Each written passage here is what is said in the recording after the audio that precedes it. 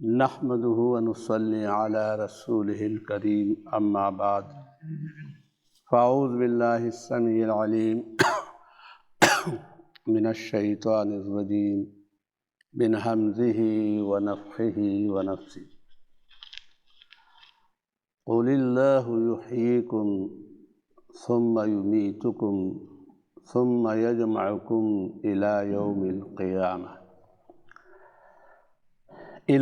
القيامة لا ريب فيه ولكن أكثر الناس لا يعلمون۔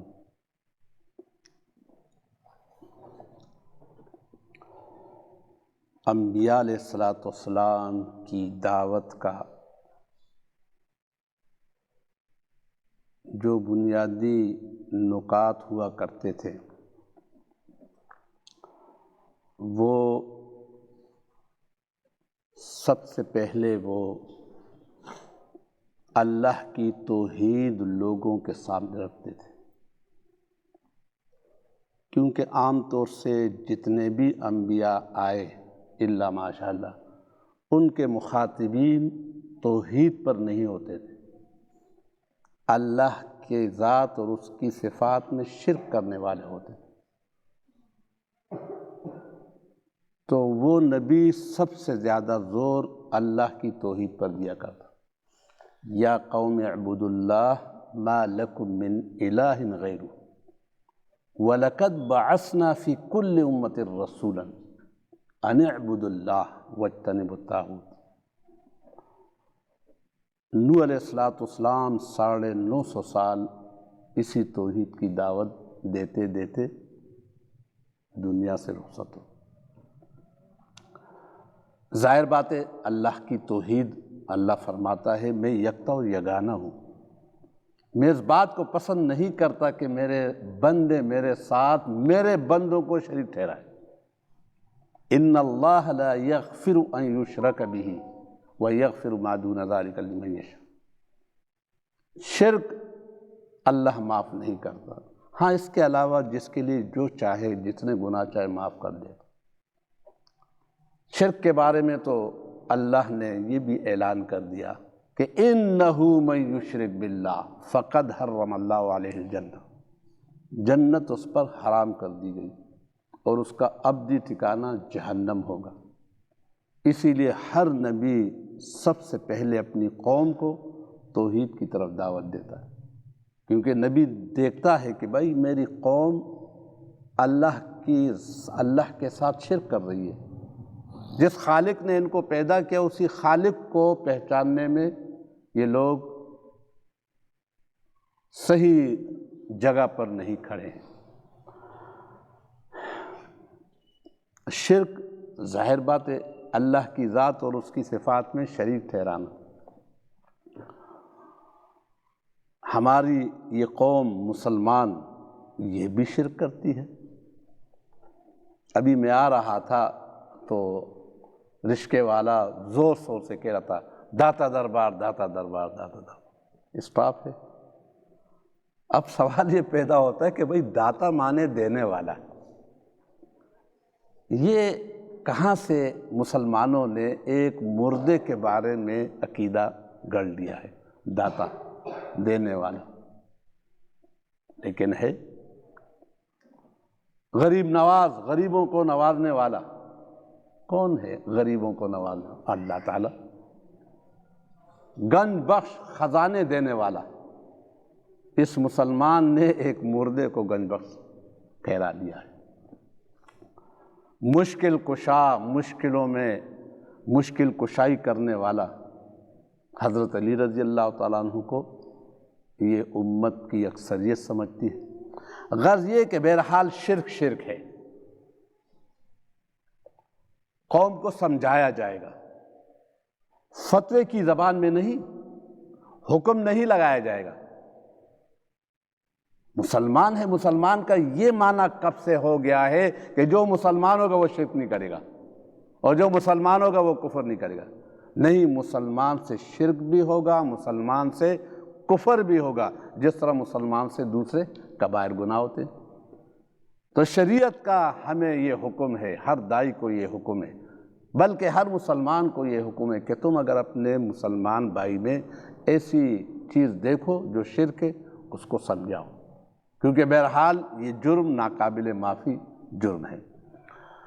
تو انبیاء نے سب سے زیادہ زور اللہ کی توحید پر لگایا۔ اللہ فرماتا ہے قُلِ اللَّهُ يُحْيِيكُمْ، اللہ وہ ذات ہے جو تمہیں پیدا کرتا ہے، تمہیں اسی نے پیدا کیا، لہذا اس کی بندگی کرو۔ دوسری بات جو ایک نبی اپنی قوم کو کہتا ہے وہ یہ کہ لوگو میں اللہ کا نبی ہوں، میں آیا ہوں، اب تمہیں مجھے دیکھتے ہوئے اللہ کی عبادت اور بندگی کرنی ہے۔ میرا اسوہ، میری ذات تم لوگوں کے لیے ایک معیار ہے۔ اب نیک عمل وہ نیک عمل ہوگا جو میں کروں گا، اور میں وہ نیک عمل کروں گا جو اللہ کو مطلوب ہے، کیونکہ میں اللہ کی تعلیم کے نتیجے میں تمہارے سامنے زندگی گزاروں۔ قُلْ إِن كُنتُمْ تُحِبُّونَ اللَّهَ فَاتَّبِعُونِی، اے لوگو اگر اللہ سے محبت کا دم بھرتے ہو تو اس کے لیے ضروری ہے کہ تم میری اتباع کرو۔ ہر انسان کو چاہیے کہ وہ عمل کرنے سے پہلے، نیک عمل کرنے سے پہلے اس کی جانچ کرے کہ کیا واقعی یہ نیک عمل ہے، کیا اس کا ثبوت ہے، کیا یہ نیک عمل ایسا نیک عمل ہے جو ہمارے نبی نے اور صحابہ کرام نے کیا تھا۔ پہلے اس کی وہ اپنے لحاظ سے تحقیق کرے، ورنہ جیسے شرک میں ہم بٹک گئے ہیں داتا و دستگیر بنا کر، اسی طرح ہم عمل میں بھی بٹک جاتے ہیں۔ بدعت آج مسلمانوں کے اندر آپ دیکھیں کتنی ہو رہی ہے، شادی ہو یا غمی ہو، غمی میں آپ دیکھیں تیجا اور 40واں سب کچھ ہے دین کے نام پہ۔ میں ایک راستے سے گزر رہا تھا، بینک کے اندر قرآن خوانی ہو رہی ہے۔ بھئی بینک ظاہر بات ہے سود کا ایک ادارہ ہے، لیکن نہیں، بتا دیا ہے کہ جب بھی نئی عمارت بنے گی تو جب قرآن خوانی ہوگی تو اس میں برکت آئے گی۔ بینک کے اندر قرآن خوانی ہو رہی ہے، اب یہ کیا چیز ہے؟ تو بدعت جو ہے رسول اللہ صلی اللہ علیہ وسلم فرماتے ہیں من احدث فی امرنا ھذا ما لیس منہ فہو رد، جس نے نیکی سمجھ کر ہمارے دین میں ایک ایسا عمل کیا جس کو ہم نے نہیں کیا تھا، اس پر ہمارا حکم نہیں تھا، فہو رد، وہ مردود ہے۔ اس کو نہیں دیکھیں گے جی اس میں حرج کیا ہے، یہ تو قرآن پڑھا جا رہا ہے۔ یہی سب سے بڑا حرج ہے کہ یہ قرآن اس طرح پڑھنا مردے کے پیچھے، یہ ثابت نہیں ہے سنت سے۔ ورنہ پھر اذان جو ہم 5 وقت دیتے ہیں، ذرا عیدین میں بھی اذان کہلوائی جائے نا، وہاں بھی اذان کہے اور کہنے والا کہے کہ جس میں کیا حرج ہے۔ ہم روکتے ہیں، بلکہ ہر بندہ اس کو روکتے، نہیں جی اذان نہ کہو۔ بھائی کیوں نہ کہو، اذان اللہ کی توحید کی تو علامت ہے، ہم کیوں، اور 5 وقت ہم کہتے ہیں، تو اب اگر عید کے دن کہہ دیا تو کیا حرج ہے؟ نہیں جی عید کے دن نہیں کہو۔ خطبہ ذرا ہم جمعے سے پہلے جمعے کے بعد کر دیں، نہیں جمعے کے بعد نہیں ہوگا۔ تو غرض یہ ماشاءاللہ آپ لوگ اس حقیقت کو اچھی طرح جانتے ہیں کہ اللہ کے دین میں وہ عمل قابل قبول ہے جو سنت سے اس دور کے نبی کی زندگی میں شامل ہو۔ تو نبی دوسری بات جو شدت سے اپنی قوم کو کہتا ہے وہ یہ ہے کہ بھائی تم لوگ اب میری پیروی کرو گے، سرداروں کے پیچھے نہیں چلو گے، باپ دادا کے پیچھے نہیں چلو گے، بزرگوں کے پیچھے نہیں چلو گے، ان کا تکریم، ان کی عزت اپنی جگہ پر، لیکن اتباع میں، نیک اعمال میں اب تم میری پیروی کرو گے، ورنہ کل افسوس کریں گے ایسے لوگ جنہوں نے نبی کو چھوڑ کر دوسروں کے اسوے پر عمل کیا۔ یقول یا لیتنی، اس دن ایک انسان اپنے ہاتھوں کو کاٹے گا، یعض الظالم علی یدیہ یقول یا لیتنی لم اتخذ فلانا خلیلا، کاش میں نے فلاں کو دوست نہ بنایا ہوتا اور میں نے نبی کے طریقے کو اپنایا ہوتا تو آج میری یہ درگت نہ بنتی۔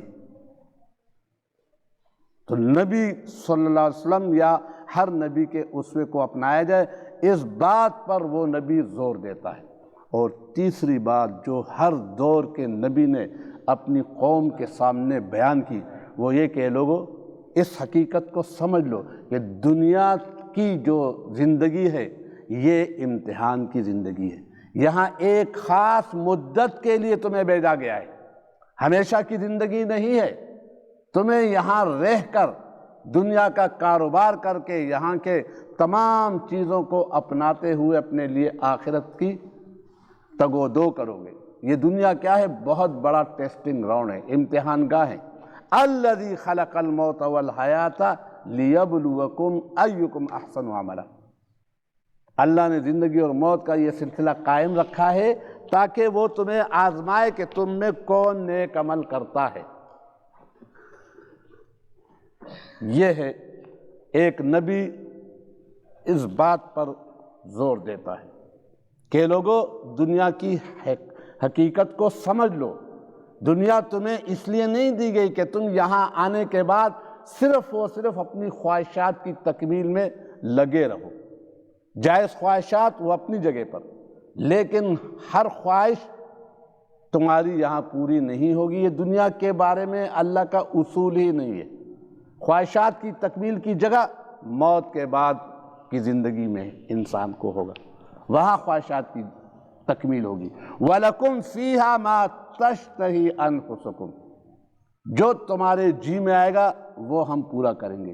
وَلَكُمْ فِيهَا مَا تَدَّعُونَ، اور جو تم مانگو گے منہ سے وہ تو دیا ہی دیا جائے گا، لیکن بسا اوقات انسان منہ سے مانگتے ہوئے شرم محسوس کرتا ہے۔ قرآن کہتا ہے جو تمہارے دل میں آئے گا وہ ہم تمہیں حاضر کر دیں گے۔ تو یہ بھی ایک بہت بڑی حقیقت ہوتی ہے جس سے انسانیت غافل ہوتی ہے۔ انسان یہ سمجھتا ہے بس جی یہاں پر جو اچھا ہے، وہ جس کی مٹی گرم ہے بس اس پہ اللہ کا رحم ہے۔ مسلمان یہ کہتے ہیں وہ جی فلاں پہ بڑا اللہ کا رحم ہے، کیوں؟ مادی اعتبار سے ذرا وہ اسٹرونگ ہوتا ہے۔ یہ جملہ ہی دیکھا جائے تو اچھا جملہ نہیں ہے۔ اللہ کے سارے بندے ہیں، اللہ نے سب پر فضل کرتا ہے، کیونکہ اللہ کے نزدیک یہ فرق نہیں ہے۔ اما الانسان اذا ما ابتلاه ربه فاکرمه ونعمه فیقول ربی اکرمن، ہم انسان کو آزماتے ہیں، اس کو ہم نعمتیں دیتے ہیں، تکریم کرتے ہیں۔ یہ انسان کہتا ہے میرے رب نے میری عزت کی، اکرمن، میرا اکرام کیا۔ اور جب دوسری طرح ہم آزماتے ہیں فقدر علیہ رزقہ فیقول ربی اہانن، جب ہم ذرا اس پہ تنگی لاتے ہیں تو یہ کہتا ہے میرے رب نے مجھے ذلیل کر دیا۔ یہ کیا؟ یہ اس حقیقت کو نہ سمجھنے کا نتیجہ ہے کہ دنیا امتحان کی جگہ ہے۔ یہاں اللہ تعالیٰ کسی کو دے کر آزماتا ہے، کسی سے لے کر آزماتا ہے۔ نہ تو ایک غریب سے اللہ ناراض ہے، نہ ایک مالدار سے خوش ہے، دونوں حالتیں امتحان میں ہیں، دونوں کی جانچ ہو رہی ہے۔ یہ اب اللہ دیکھتا ہے کہ بھائی کس انسان کو کس پرچے میں آزمایا جائے۔ یہ اسکول کا پرچہ نہیں کہ میٹرک کے طالب علم کا سارا پرچہ ایک ہی طرح نہیں، ہر شخص کے اپنے حالات ہیں، اس کی اپنی ایمانی کیفیت ہے، اس کی اپنی جو ہے صلاحیت ہے۔ ہر انسان کا پرچہ علیحدہ علیحدہ ہے، پرچے سے کوئی خالی نہیں ہے، پرچہ ہر ایک کو ملا ہوا ہے، ہر ایک کو ملتا ہے۔ ایک جگہ میں ذرا اسی مضمون پر کچھ کہہ رہا تھا، امتحان پر بیان کے بعد ایک شخص آیا، وہ بیٹھا، اس نے کہا جی عبداللطیف میرا شیرشاہ میں کارخانہ ہے، شیرشاہ ایک بہت بڑی وہ مارکیٹ ہے، وہاں ڈیفنس میں میرا بنگلہ ہے، نیچے مجھے اچھی گاڑی کھڑی، یعنی وہ مجھے بتا رہا کہ آپ کس امتحان کی بات کریں، بھائی میرا سارے معاملات تو کلیئر ہے، ہر پہلو سے میں پورا ہوں۔ دوسرے لفظوں میں وہ یہ کہہ رہا تھا۔ خیر ایسا تو ہو ہی نہیں سکتا کہ کوئی شخص امتحان سے باہر ہو، سوال ہی پیدا نہیں تھا۔ بہرحال جہاں وہ پروگرام ہو رہا تھا اس صاحب خانہ نے چیلا دسترخوان ایسا بچھایا، وہ شخص ذرا اور قریب آگے پھر مجھے کہنے لگا ہاں ایک کام ہے، ایک بات ہے، 17 سال ہو گئے میرا کوئی اولاد نہیں ہے۔ میں نے کہا امتحان اب بس آپ کا یہی امتحان کافی ہے، اب آپ کے پاس دو ساری چیزیں ہیں، اولاد کے پرچے میں اللہ آپ کو آزما رہا ہے۔ اب آپ بولیں گے یار بچہ ہو جائے، چاہے بچی کیوں نہ ہو، حالانکہ بچی کی پیدائش پر ہمارا مسلمان جو ہے وہ ناراض ہوتا ہے، نہیں، اس وقت میں نے اس کو کہا کہ اس وقت آپ یہ بھی نہیں چاہیں گے، آپ چاہیں گے بس بچی ہو جائے لیکن ہو جائے۔ اور میں نے اس کو گپ شپ میں کہا دوسری شادی تو آپ کر نہیں سکتے، کیونکہ ہم تو سے جو مالدار لوگ ہوتے نا، ان کی بیویاں ایسی ہوتی ہے دوسری شادی نہیں کرنے دیتے. یہ کوئی انگوٹھا چھاپ وہ پٹھان تو نہیں ہوگا کہ چلو بھائی نہیں ہوتا تو پلکار کا ہم دوسری لاتے. میں نے کہا یہ کام بھی تم نہیں کر سکتے، ابھی انتظار کرو. لیکن بہرحال میں نے کہا یہ امتحان ہے، اس میں نہیں ہے. تو اس لحاظ سے اللہ فرماتا ہے وَنَبْلُوكُمْ بِالشَّرِّ وَالْخَيْرِ فِتْنَةً. اے انسان تم ایک مسئلے کو حل کرو گے 2 اور کھڑا کر دوں گا، 2 کو حل کرو گے 3 اور کھڑا کروں گا. ہر انسان حالت امتحان میں ہے. وَنَبْلُوكُمْ بِالشَّرِّ وَالْخَيْرِ فِتْنَةً. ہم تمہیں موافق اور ناموافق حالات لا کر آزماتے رہیں گے. اور یہ آزمائش ہماری کس لیے ہوگی؟ یہ تمہیں تنگ کرنے کے لیے نہیں، تمہیں ذلیل کرنے کے لیے. ہم صرف یہ دیکھیں گے کہ ہم نے اپنے بندے کو ایک حالت میں رکھ کر آزمایا اور ماشاءاللہ اس نے اس آزمائش میں صحیح رسپانس دیا، لہذا اس کے لیے جنت لکھ دیا. جنت ہم نے اس کے لیے لکھ دی. انما یوفی الصابرون اجرہم بغیر حساب. ہم نے کتنوں کو مصیبت میں آزمایا، ناموافق حالات میں آزمایا، انہوں نے اس میں صبر کیا، ہم نے ان کو جنت دے دی. انما یوفی الصابرون اجرہم بغیر حساب. صبر کرنے والوں کو اللہ بے حساب اجر دیتا ہے. کسی عمل پر بے حساب اجر کی قرآن میں خوشخبری نہیں ہے، صبر پر ہے کہ اس بندے نے صبر کیا. اس کو ہم نے مرض میں مبتلا کیا، یہ اس مرض کا شکار رہا، اسی مرض میں اس کو موت آ گئی، لیکن کبھی اس نے شکوہ نہیں کیا تھا، اپنے آپ کو نہیں کوسا تھا. بچوں اور بیوی پر جو ہے وہ گالم گلوچ کا بازار اس نے گرم نہیں کیا تھا. یہ سمجھتا تھا بھائی مجھے میرے مالک نے اس بیماری کے آزمائش میں رکھا ہے، مجھے صبر کرنا چاہیے تاکہ اللہ سے میں پھر اجر پاؤں. یہ ہونا چاہیے. آج کا مسلمان یہ ذہن نہیں رکھتا ہے. وہ تو کہتا ہے کہ اگر ذرا معاملات صحیح ہے تو صحیح ہے، راضی ہے، اور اگر تھوڑے سے معاملات ایسا شکوے اور شکایات ہیں، بس گھر کو، بچوں کو کوسا، بیوی کو کوسا، پورے گھر کو جو ہے وہ اس نے ہلڑ کا بازار گرم کر دیا. بھائی یہ کیوں ہے؟ میں ایک مسجد میں درس دے رہا تھا تو اس مسجد کے قریب ایک گھر تھا، اس میں اوپر گرمی کے دن تھے، چھت پر ایک مریض تھا، وہ میری آواز کو سن رہا تھا. اس نے پھر گھر والوں سے کہا یہ صاحب ہے، کیا یہ آ سکتا ہے؟ کیونکہ اس کی ریڑھ کی ہڈی خراب ہو گئی تھی، وہ اٹھ نہیں سکتا تھا، بس وہی لیٹا ہوتا. سوات کا تھا، علاج کے لیے آیا تھا کراچی. تو اس صاحب کو گھر والوں نے کہا یہ تو اپنا بندہ ہے، ہمارا پڑوسی، ابھی ہم اس کو بلا لیں گے. میرے پیچھے آیا، میں اوپر چلا گیا. اس نے کہا میں اس بیماری میں 10 سال سے یعنی میں گرفتار ہوں، اس بیماری کے 10 سال. ہوا کیا؟ کنویں میں کوئی چیز گر گئی گاؤں میں. یہ اس چیز کو اٹھانے کے لیے نیچے آرام سے اترا. وہ چیز تو اٹھ گئی، یہ اوپر آیا، لیکن اوپر آنے کے بعد پھر اس کا پاؤں پھسلا اور سیدھا یہ گیا تو زور آ گئے ریڑھ کی ہڈی پر، اس سے اس کا فریکچر ہو گیا. اس سے وہ صاحب فراش ہو گیا. بالکل نوجوان، ایک بیٹا ایک بیٹی، چھوٹے چھوٹے تھے.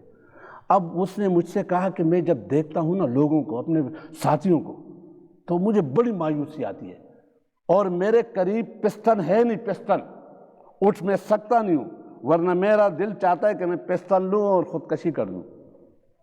لیکن بہرحال جب آپ کی باتیں کچھ میں نے سنی تو مجھے ذرا بات سمجھ میں آئی کہ نہیں، یہ خودکشی کا کیس نہیں ہے، یہ صبر کا کیس ہے، یہ امتحان کا کیس ہے. تو اس طرح جو ہے وہ تھوڑا بہت مجھے آپ اسی طرح باتیں کرتے رہیے تاکہ مجھے تھوڑی بہت تسلی ہو، ورنہ میں اس کنڈیشن میں آیا ہوں کہ میں کہتا ہوں کہ میں ان کو گھر والوں کو کہہ نہیں سکتا ہوں، خود اٹھ نہیں سکتا ہوں، اور اس پوزیشن میں ہوں نفسیاتی طور پر کہ میں چاہتا ہوں کہ میں خودکشی کر دوں. یہ عالم ہوتا ہے. تو یہ کیا ہے؟ یہ اللہ تعالیٰ آزماتا، اور جس کو اللہ جس کنڈیشن میں آزمائے بس وہی آزمائش اس کی کامیابی کے لیے کافی ہے. مزید اللہ تعالیٰ پھر اس کو دوسری چیز میں نہیں رکھتا ہے.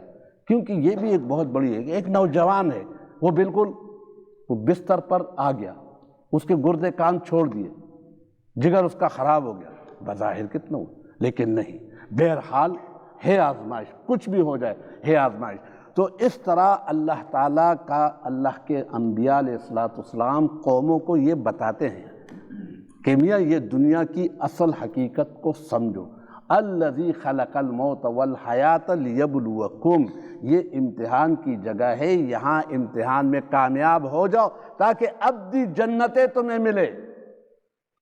یہ کوئی گل بگولی کی داستان نہیں ہے کہ اللہ تعالیٰ انسانوں کو خوش کر رہا ہے، یہ کوئی قصے اور کہانی نہیں ہے۔ وَمَنْ أَصْدَقُ مِنَ اللَّهِ قِيلًا، اللہ فرماتا ہے مجھ سے بات میں بڑھ کر سچا کون ہوگا، میں نے تم سے وعدہ کیا ہے۔ وَعَدَ اللَّهُ الَّذِينَ آمَنُوا وَعَمِلُوا الصَّالِحَاتِ جنات، وعدہ کیا ہے اللہ تعالیٰ نے ایمان والوں سے باغات کا، ہم تمہیں داخل کر دیں، ایسی جوانی تمہیں دے دیں گے جنتوں میں جس پر کبھی بھی بڑھاپا نہیں آئے گا، ایسی صحت دے دیں گے جس پر بیماری کا حملہ نہیں ہوگا، ایسی زندگی دے دیں گے جس پر کبھی بھی موت نہیں آگی۔ قرآن بار بار کہتا ہے وَأَنْتُمْ فِيهَا خَالِدُونَ، ہمیشہ ہمیشہ کے لیے تم زندہ رہو گے۔ ارے وہاں تو موت کو بھی موت آ جائے گی، ختم موت۔ اب انسان موازنہ کر لے کس طرح جو ہے وہ زندگی۔ رسول اللہ صلی اللہ علیہ وسلم نے تمثیل کی زبان میں ہر پہلو سے امت کو سمجھایا۔ آپ نے کہا کوئی شخص اپنی انگلی کو سمندر میں بھگو دے، ڈال دے اور پھر اٹھا لے، فَلْيَنْظُرْ بِمَا يَرْجَعُ، وہ دیکھ لے کہ انگلی کے ساتھ کتنا پانی ہے۔ گویا کہ پورا سمندر، زمین کا 3 حصے پانی، وہ آخرت ہے، اور یہ جو گیلی ہو گئی یہ آپ کا دنیا ہے۔ بل تؤثرون الحیات الدنیا والآخرۃ خیر وابقیٰ، اے انسان تم دنیا کی زندگی کو ترجیح دیتے ہو، حالانکہ ترجیح کی جو چیز ہے وہ آخرت ہے۔ اس کا یہ مطلب نہیں کہ انسان جنگلوں میں نکل جائے، پہاڑوں پہ نکل جائے، کام کاج چھوڑ دے، شادی بیاہ چھوڑ دے، نہیں، قطعاً یہ مطلب نہیں، اور نہ اللہ کا یہ مطالبہ انسان سے۔ سب کچھ کرو، اسی دنیا میں رہتے ہوئے، کاروبار کرتے ہوئے، سائنس اور ٹیکنالوجی میں ترقی کرتے ہوئے، اور پورا سماجی لائف گزارتے ہوئے اپنے آپ کو جنت کے لیے تم تیار کرو گے۔ یہ ذہن اگر بن جائے، نیک اعمال وہ چن چن کر کرے گا۔ آج تو ہم سے نماز نہیں پڑھی جا رہی ہے، خواہش کے خلاف ہم قدم نہیں اٹھا پاتے، اور جب یہ ذہن بن جائے کہ بھائی نہیں، کچھ بھی ہو جائے، موت کا کوئی بھی ٹائم ٹیبل نہیں، کسی بھی لمحے موت آ سکتی ہے، اور یہ ہمارا اور آپ کا بلکہ ہر انسان کا تجربہ ہے۔ ڈاکٹر آنے کے بعد کہہ دیتا ہے شوہر سے کہ جی آپ کا بچہ پیدائش سے 10 منٹ پہلے ماں کے پیٹ میں مر گیا۔ کتنے ایسے بچے ہیں ابھی عقیقے کی تیاری ان کی ہو رہی ہے اور وہ دنیا سے چل بستے ہیں۔ کتنے نوجوان ہیں، ہم اخباروں میں پڑھتے، آپ لوگوں نے بھی پڑھا ہوگا، وہ جی جا رہا تھا موٹر سائیکل پر، ایکسیڈنٹ ہو گیا اور اس کی ڈیتھ ہو گئی۔ اخبار میں جی 7 بہنوں کا اکلوتا بھائی تھا، ابھی 2 مہینے کے بعد اس کی شادی ہونے والی تھی اور دنیا سے چل بسا۔ جوان بھی جا رہے ہیں، بوڑھے بھی جا رہے ہیں، کیوں؟ اپنے ہاتھوں سے ہم دفناتے۔ اور یہ کیوں انسان کے بارے میں اللہ نے اس طرح موت سے بے خبر کیوں رکھا؟ تاکہ یہ انسان ہر وقت الرٹ رہے، فوجی کی طرح۔ اگر اس کو بتا دیا جائے کہ بھئی 60 سال تو تمہیں نہیں مرنا ہے، آپ 60 سال کے لیے بے غم ہو گیا، نہیں، تاکہ ہر وقت یہ الرٹ رہے، اللہ کی نافرمانی سے بچے، اور اپنے جنت کے حصول کے لیے جو بھی نیکی کا موقع آئے اس کو کر گزرے، یہ سمجھتے ہوئے کہ بھئی موت کا تو کوئی پتہ نہیں۔ پھر ان صحابہ پر ہم حیران ہیں کہ واقعی ارے ایمان ہم سب کا ہے، کوئی شخص ہم میں سے نہیں، پوری مسلمانوں میں جو یہ کہ بھئی میں جنت نہیں مانتا ہوں، جہنم نہیں مانتا ہوں، موت نہیں مانتا ہوں، کوئی شخص نہیں، سب مانتے ہیں فقہی اعتبار سے، لیکن یقین کا درجے تک ہم نہیں پہنچتے۔ ایک ہے ماننا، سب مانتے ہیں، اور ایک ہے اس ماننے کو یقین کے درجے میں پہنچانا۔ صحابہ نے یقین کے درجے میں پہنچایا تھا، ان کی لائف بالکل بدل گئی تھی۔ رسول اللہ صلی اللہ علیہ وسلم نے ایک موقع پر کہا بھئی ہم جہاد کے لیے جا رہے ہیں، گھر سے ایک بندہ لازمی جائے گا، 2 نہیں، ہر ایک نہیں، ایک بندہ لازمی جائے گا۔ رسول اللہ صلی اللہ علیہ وسلم کا حکم تھا۔ اب گھر میں ایک باپ اور ایک بیٹا تھا۔ باپ نے بیٹے سے کہا کہ دیکھو یہ ایک اچھا موقع ہے جنت میں جانے کا، کیونکہ اگر میں شہید ہو گیا تو شہادت کے لیے اللہ نے فرمایا بل احیاء عند ربہم یرزقون، میری تو زندگی بن گئی، لہذا مجھے جہاد میں جانے دو۔ باپ نے بڑی منت کی اپنے بیٹے کو اور اپنی پوری خدمت کا حوالہ دیا۔ بیٹے نے کہا ابا جان اگر معاملہ دنیا کا ہوتا یقیناً اپنی ذات پر میں آپ کو ترجیح دیتا، لیکن یہ مسئلہ جنت کا ہے اور موت کا کیا بھروسہ، باپ کے ہوتے ہوئے بیٹا چلا جاتا ہے، لہذا جہاد میں میں جاؤں گا۔ باپ اور بیٹے کے درمیان گفتگو جاری ہے۔ آخر بات اس پر آئی کہ قرآن دازی کر لیتے ہیں، کیونکہ باپ نے کہا میں جاؤں گا، بیٹے نے کہا میں جاؤں گا۔ قرآن دازی ہوئی، قرآن دازی میں بیٹے کا نام نکلا۔ باپ نے پھر منت کی، سماجت کی، اپنی خدمت کو یاد دلایا، لیکن بیٹے نے کہا نہیں ابا جان جہاد کے لیے میں جاؤں گا، اگر میں شہید ہو گیا تو میری زندگی بن گئی۔ اب یہ مکالمہ باپ اور بیٹے کے درمیان جو ہو رہا ہے یہ کس پر ہو رہا ہے؟ جائیداد پر ہو رہا ہے، بینک بیلنس پر ہو رہا ہے، رشتہ داروں پر ہو رہا ہے، دنیا کے کسی بات پر ہو رہا ہے؟ صرف اور صرف موت پر، جنت کے حصول میں ہو رہا ہے۔ یہ ہے یقین۔ اس طرح جب یقین آ جاتا ہے تو انسان پھر اپنے لیے چن چن کر عمل کرتا ہے۔ اللہ نے یہی بات یہاں بھی فرمائی، اللہ یحییکم، دیکھو اللہ نے تمہیں دنیا میں بھیجا ہے کس لیے؟ اس مقصد کو پہچان لو کہ جنت کے حصول کے لیے۔ واللہ یدعو الی دار السلام، اے لوگو اللہ تعالیٰ تمہیں سلامتی کے گھر کی طرف دعوت دیتا ہے۔ ارے اللہ کا انعام وہ موت کے بعد ملنے والا ہے، دنیا کی چیزیں انعام نہیں ہے، یہ تو آزمائش کی چیزیں۔ انعام تو وہ چیز ہوتے ہیں جو اللہ کے ہاں وہ ہمیشہ کے لیے، دنیا کی کیا چیزیں انعام ہوگی؟ اللہ فرماتا ہے انعام میرا جنت ہے، وہ میں انعام کے طور پر دوں گا، سزا میری جہنم ہے وہ میں دوں گا۔ دنیا میں جو کچھ انسان کو ملا ہے وہ امتحان کے پرچے، انما اموالکم و اولادکم فتنہ، مال اور اولاد تمہارے آزمائش کی چیزیں ہیں، اس کو سمجھو۔ تو اللہ فرماتا ہے ہم نے تمہیں پیدا کیا اس دنیا میں، ثم یمیتکم، ہمیشہ کے لیے نہیں، ایک دن تمہیں موت آنی ہے، ثم یجمعکم الی یوم القیامہ، پھر ہم تمہیں قیامت کے دن جمع کریں گے، وہ قیامت لا ریب فیہ، جس میں کوئی شک نہیں، ولکن اکثر الناس لا یعلمون۔ اللہ فرماتا ہے کتنی واضح ایک حقیقت ہے جس کا انسان تجربہ کر رہا ہے، لیکن پھر بھی لوگوں کی اکثریت اس سے غافل ہے، پرواہ ہی نہیں۔ ان کو تو دنیا کی ایسی لت پڑی ہے کہ جی کچھ بھی ہو جائے، ہم تو اپنی بس اس معاشی زندگی میں اپنے مستقبل کے لیے، اپنے بچوں کے مستقبل کے لیے لگے رہے۔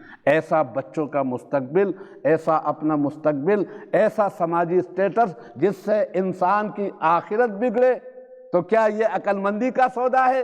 عقل مندی کا سودا نہیں ہے۔ قرآن کہتا ہے عقل مند وہ شخص ہے فَمَنْ زُحْزِحَ عَنِ النَّارِ، کل جو شخص جہنم سے بچا لیا گیا، وَأُدْخِلَ الْجَنَّةَ، اور جنت میں داخل کر دیا، فَقَدْ فَازَ، اللہ فرماتے ہیں یہ انسان کامیاب ہے۔ یہ ہے کامیابی۔ دنیا کی کامیابی ناکامیابی وقتی ہے، وہ بطور آزمائش ہے۔ آج کا کامیاب کل ناکام ہو سکتا ہے، کل کا ناکام آج کامیاب ہو سکتا ہے وقتی طور پر۔ قرآن نے انسانوں کو اس کامیابی کی طرف دعوت دی ہے، تو ہمیں بھی چاہیے کہ ہم زندگی میں یہ اس کا اہتمام کرتے رہیں۔ جب ہم رات کو بستر پر سوئیں تو تھوڑی دیر کے لیے ذرا اپنے دن کا جائزہ لے لیں کہ بھائی آج میں نے کیا کیا، آخرت کے لیے کیا کیا، نیکی کے لیے کیا کیا، اپنے موت کے بعد کی زندگی کے لیے کیا کیا، اور بچوں کے لیے میں کتنا پریشان رہا، اپنے سماجی سٹیٹس اور اپنے مستقبل کے لیے کتنے۔ ایسا محاسبہ جب انسان کرے گا تو یقیناً جب وہ ہر رات کو کرے گا تو آہستہ آہستہ اس کی زندگی میں نکھار آئے گا۔ اللہ سے اپنے لیے بھی دعا کرتے ہیں، آپ بھائیوں کے لیے بھی یہی دعا ہے کہ جو کچھ ہم نے کہا اس پر ہمیں عمل کی توفیق دے، اور اللہ تعالی ہمارے اس عقیدے کی اصلاح کرے۔